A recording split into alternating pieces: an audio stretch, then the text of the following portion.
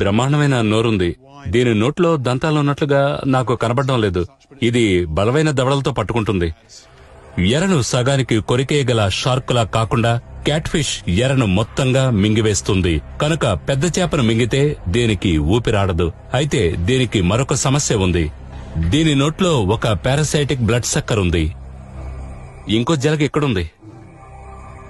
ఈ జలగ బాగా ఉబ్బిపోయి ఉంది. పాపం ఈ క్యాట్ ఫిష్ రక్తాన్ని బాగా పీల్చుకొని జలగ ఉబ్బిపోయింది.